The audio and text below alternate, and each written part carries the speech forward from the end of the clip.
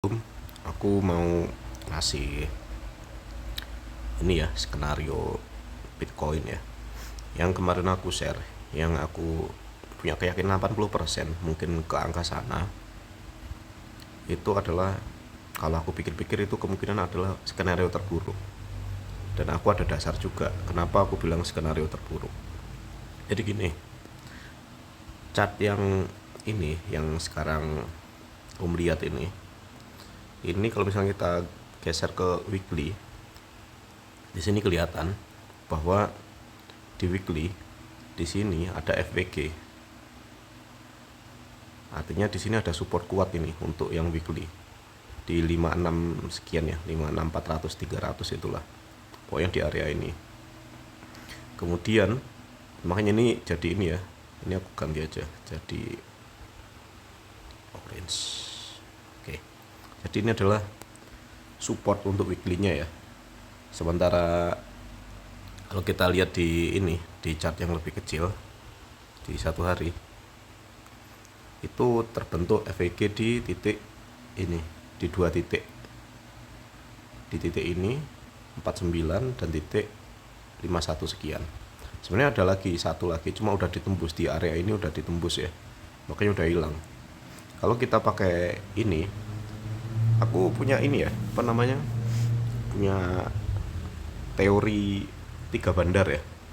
Soalnya semalam aku nyoba, selalu yang apa, yang menang itu ya bandar yang pertama gitu. Misalkan di sini ada tiga bandar, 1 2 dan 3, kemungkinan bandar yang terakhir ini yang akan bertahan. Jadi seperti yang kemarin aku bikin plan, kemungkinan BTC akan main di area ini, setway di area ini gitu.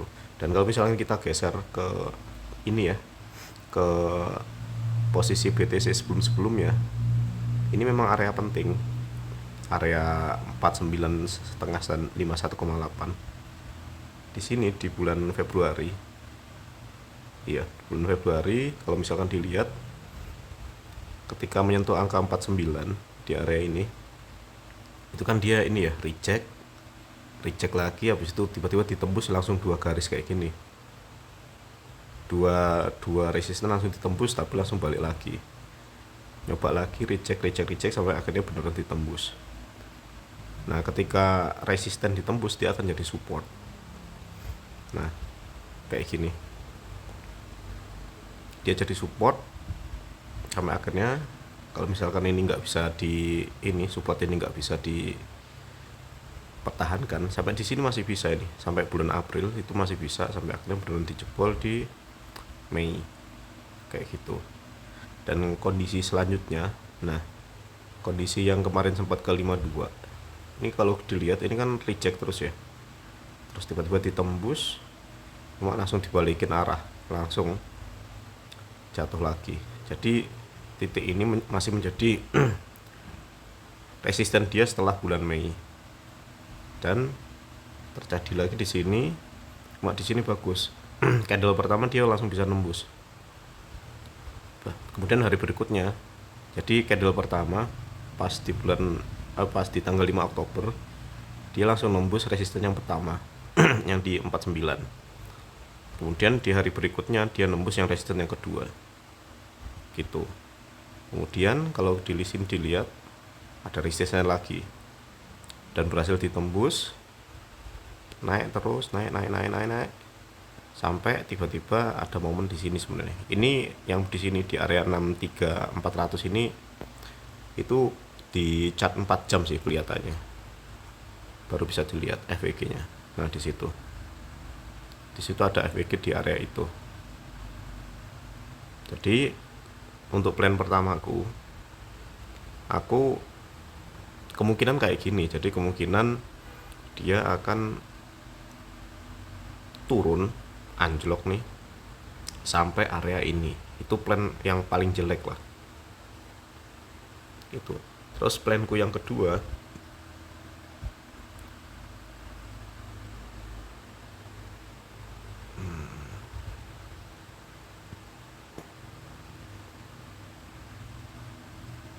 oke, skenario yang nggak parah-parah amat lah, mungkinan dropnya nggak sampai ke sana. Itu Ini juga ada dasar, cuma kalau ini plan ini aku kasih karena time frame-nya beda.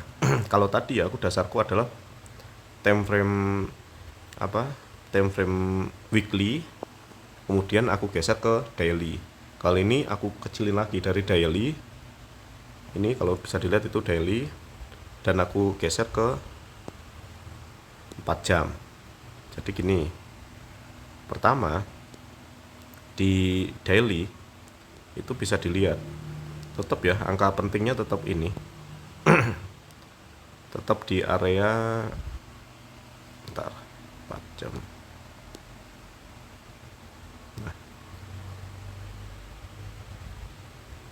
kalau di sini dilihat di 4 jam itu aku di situ nulis ada 3 bandar.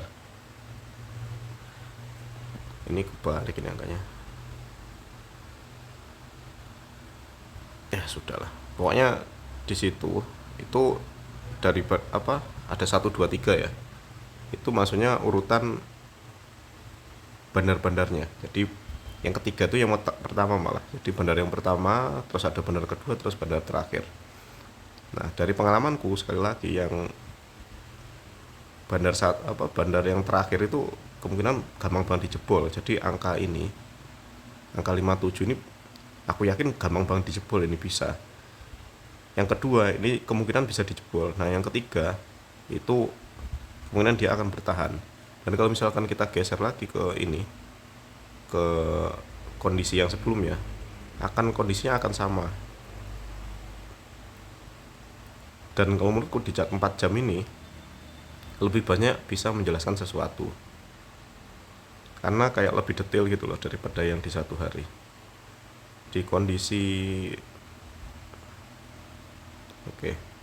di sini ketika dia BTC mencapai ATH dia di angka ini, di area ini, di situ kelihatan sekali pergerakannya. Jadi dari sini langsung bisa ditembus, kedua gagal, kemudian bisa ditembus lagi sampai akhirnya gagal di sini. Pas gagal turun sampai bawah, ini nggak perlu kubahas. Intinya di sini memang ada di area ini antara 53 sampai 57 ini ada resisten untuk BTC. Dan ini kelihatan lagi di sini pas dia main di area ini, di struggling di area ini. Lanjut. Nah, yang menarik itu adalah kondisi pas drop ini. Pas drop parah. Pas drop dari angka ini, area 58 ini sampai ke 30. Di sini ada FVG yang sampai sekarang masih kepake. Jadi ini adalah titik ini yang 500 ini baru muncul di time frame 4 jam. Kalau di satu hari nggak muncul dia. Nah, kalau kita geser, perhatikan di area 500 ya. Di sini, ini ketika di bulan September ini nggak berhasil disentuh. Berarti ini adalah resisten dia. Resisten ini belum di bulan September masih jadi resisten. Jadi orang yang ini, bandar yang melakukan penganjlokan harga dari 58 ke 30. Jadi di sini ini masih pegang kendali sampai bulan September. Jadi dari bulan April sampai Mei sampai September ini masih pegang kendali sampai akhirnya ditembus di bulan Oktober. Nembusnya juga nggak main-main, langsung impulsif banget ya. Dari sini titik ini langsung ditembus, cuma ketahan di atasnya di area 55 ini, nggak bisa langsung ditembus. Jadi cuma nembus satu resisten ini, dan ketika dia ditembus dia menjadi support di area 53.500. Nah, cuma yang jadi pertanyaan, ini baru dites sekali ketika baru ditembus. Ini perlu pembuktian bahwa ini benar-benar jadi support dia. Nah, kemudian setelah momentum dia berhasil nembus, terbentuklah tiga bandar baru, 1, 2, 3. Nah, area ini juga masih belum dites.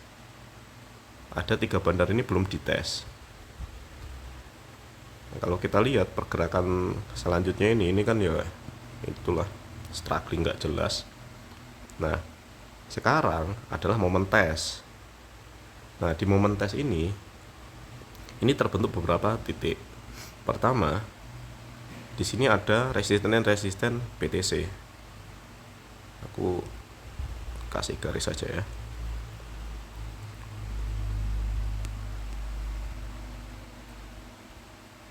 Oke. Kasih warna merah.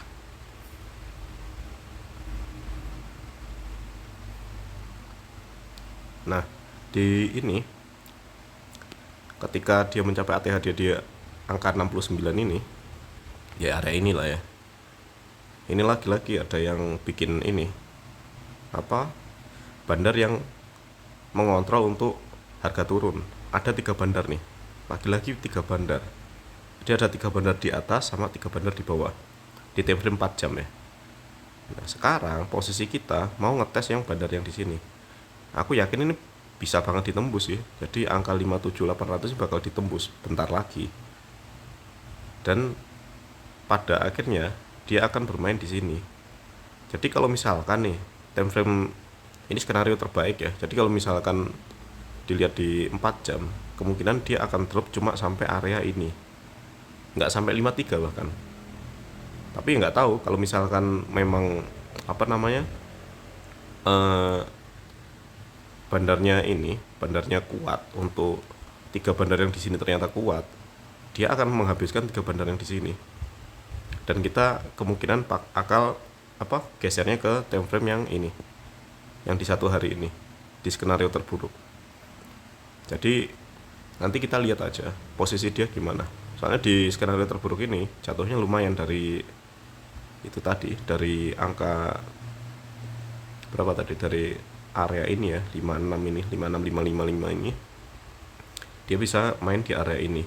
Nanti kita lihat lah.